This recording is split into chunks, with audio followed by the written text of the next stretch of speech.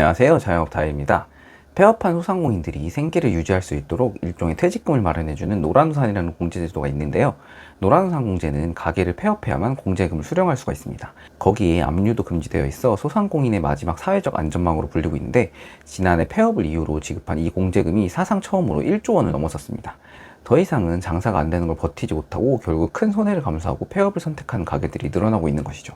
설명절이 끝나고 날씨는 조금씩 따뜻해지고 있지만 자영업 시장의 온도는 회복될 기미가 전혀 보이지 않고 있습니다. 오늘은 도대체 요즘 왜 이렇게 장사가 안 되는지에 대해 현재 우리나라 자영업이 겪고 있는 외부적 요인 3가지에 대해서 살펴보도록 하겠습니다. 먼저 첫 번째, 코로나 시기 대출의 부메랑. 2020년 코로나가 처음 터졌을 때 자영업 시장은 소위 멘붕에 빠졌습니다. 생전 처음 겪어보는 거리두기 및 영업 제한은 수많은 자영업자들의 생존을 위협했었죠. 본인이 아무리 장사를 잘하고 영업에 소질이 있다고 하더라도 4인 이상 모임 금지, 9시 영업 제한 등 이러한 국가적 영업 제한 조치들을 초월해서 가게의 장사가 잘 될 수는 없었으니까요. 이때 나라에서 코로나 대출로 저금리의 정책자금 대출을 많이 시행했었습니다.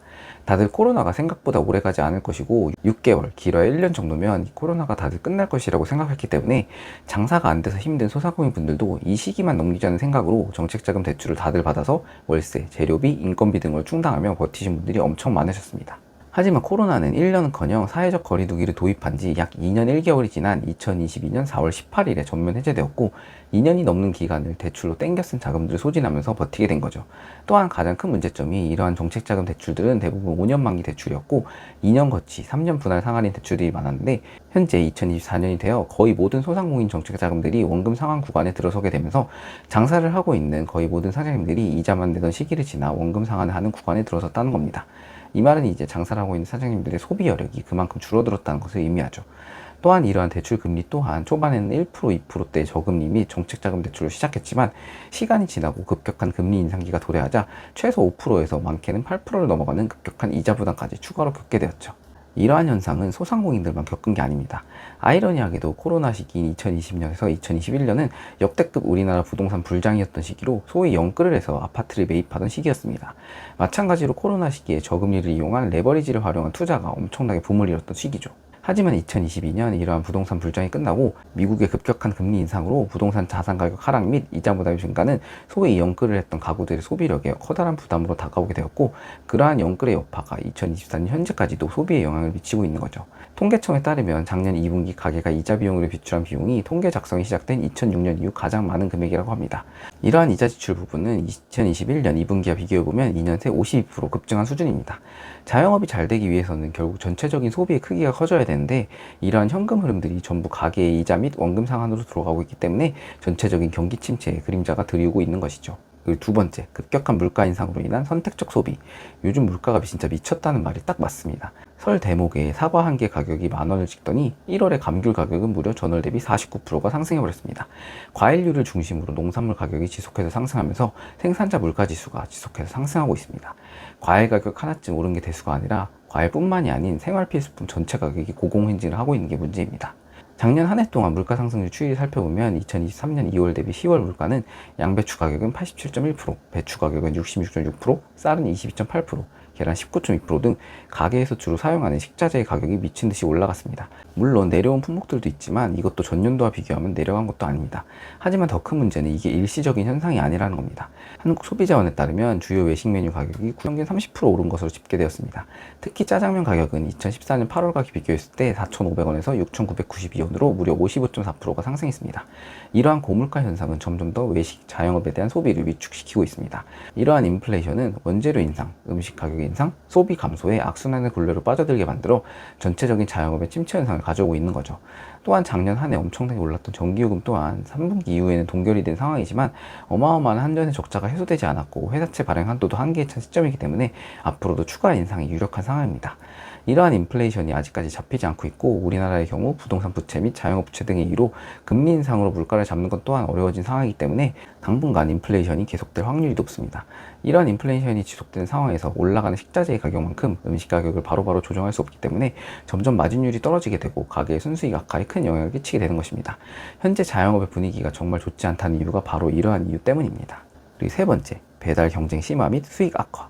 이렇게 소비자 지갑이 꽁꽁 닫혀가고 있으니 배달도 당연히 잘 될 리가 없죠. 최근 통계청에 따르면 지난해 음식 서비스 온라인 거래액은 26조 4천억 원으로 전년 대비 0.6% 줄었습니다. 관련 통계 작성이 시작된 2017년 이후 처음으로 역성장한 겁니다. 거기에 코로나로 시켜먹을 만큼 시켜먹은 배달음식 소비는 현재 금리 인상 등으로 불경기에 들어선 지금 소비를 줄여야 하는 가장 큰 1번 타겟이 됩니다. 어플을 지우거나 하는 식으로 강제로 소비를 줄일 수 있기 때문입니다. 가뜩이나 경쟁이 심한 배달 어플 싸움에서 현재보다 배달 수요가 더 줄어들면 답이 없는 수준입니다. 또한 무분별한 샵인샵 입점으로 인해서 가게마다 찍어내는 듯이 팔리는 공장용 배달 음식들이 쏟아지고 있습니다. 한 가게에서 여러 가지 브랜드를 사용해서 한 매장에서 많게는 7, 8개의 배달 가게를 동시에 운영하는 경우도 있습니다. 이러한 샵인샵 가게들로 인해 배달 가게 숫자는 일반 가게 숫자보다 더욱 빠르게 증가하였고, 가뜩이나 줄어든 배달 수요를 더욱더 많은 사람들이 나눠 먹게 되면서 한 가게당 주문 수는 떨어지고 있는 것입니다. 또한 이러한 배달 시장 경쟁 심화에 엎친 데 덮친 격으로 자영업자들의 배달앱 수수료 고통은 더욱 커져가고 있습니다. 배민이 요즘 광고하고 있는 이 광고를 보신 적 있으신가요? 배민원 플러스로 전화했더니 네모가 2배 늘었어요. 이런 광고를 유튜브, 인스타 등을 통해서 엄청 하고 있는데요. 정답이 뭘까요? 저는 수수료 같은데. 정답은 바로 주문수입니다. 근데 이게 배민원 플러스로 전화하는 것 때문에 주문이 는 거 맞나요? 그냥 배민원 플러스 출시하면서 알뜰 배달 무료 쿠폰 뿌리고 10% 무제한 할인 쿠폰 올려서 올라간 거지, 이게 배민원 플러스로 전환해서 매출이 올라간 거라고 할 수 있을까요? 인과관계가 안 맞지 않습니까? 배민원 플러스로 전환해서 매출이 상승한 걸로 결론을 내려면 다른 모든 조건들이 동일하고 상점이 배민원에서 배민원 플러스로 전환했을 때 상승 효과를 비교해 맞는 거지, 다른 변수들이 끼워져 있는 상황에서 결과만 놓고 짜맞추기를 하는 거죠. 거기에 쿠팡 이츠도 마찬가지로 배민원 플러스와 비슷하게 스마트 요금제로 전환 신청 자동으로 해놓고 하기 싫으면 해지해라, 그 대신 와우 할인 적용은 빼버리겠다. 아주 배달 앱들이 잘 돌아가고 있습니다. 거기에 스마트 요금제로 변경되면서 유리하게 진행된 금액 부분은 고객에게 자동으로 할인 혜택이 돌아가는 추가 고객 할인을 자동으로 설정해놓고 당구장 표시로 추가 고객 할인은 사장님 부담 비용입니다, 이렇게 써놨는데, 우리 부담 비용인데 왜 너네 마음대로 설정하나요?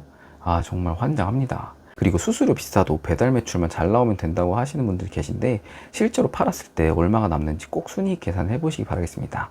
내 주변의 다른 배달 가게들은 아직도 매출 엄청 잘 나온다더라, 1년 만에 매출 3배 올랐더라, 이런 얘기 하시는 분들이 계신데요. 간이과세 기간 끝나고 배달 뻥 매출로 부가세랑 종합소득세 한번 맞아보시면 이런 얘기가 아마 반은 들어갈 것 같습니다. 제가 지속적으로 말씀드리고 있지만 이러한 소상공인의 부실화이기는 우리나라 경제 위기의 시작점이 될 수 있는 만큼 무시하고 넘어가면 절대 안 되는 약한 고리 중에 하나입니다. 어떤 분들은 왜 이렇게 장사가 안 되는 걸 남탓만 하냐, 지금 장사 잘 되는 집도 많다, 그런 곳은 왜 잘 되겠냐 하시는 분들이 계신데요. 그렇게 말씀하시는 요즘 장사가 잘 되는 것도 사장님의 노력만으로 장사가 잘 되는 건 아닙니다. 가게의 자리, 소비층, 주변 경쟁업소의 유무 등 장사가 잘 되고 안 되고는 본인의 노력 외에 수많은 외부적인 요인들이 결합되어서 나타나는 결과 중에 하나입니다. 무조건 장사가 잘 되는 게 내가 잘나서 장사가 잘 되는 게 아니라는 거죠. 전체적인 자영업의 분위기가 좋지 않은 것이 사실이고, 이러한 부분들이 수치로서 여러 통계조사에서 나타나고 있습니다. 물론 열심히 노력하지 않아서 장사가 안 되는 것도 있겠지만, 지금 어려워하시는 곳 대부분이 본인의 필사적인 노력에도 불구하고 너무 장사가 잘 되지 않아 힘들어하는 가게들이 많다는 겁니다. 이런 말씀 하시는 분들에게는 진짜 와서 한번 직접 창업해서 장사해보라고 말하고 싶습니다. 생각한 대로 그렇게 잘 굴러가나요? 어쨌든 지금의 힘든 시기가 하루빨리 끝나고 봄이 오면 조금이라도 경기가 회복되었으면 좋겠다는 바람입니다. 오늘의 영상은 이것으로 마치고요. 조금이라도 도움이 되셨다면 가운데 구독 버튼 한 번씩만 눌러주면 감사드리겠습니다. 감사합니다.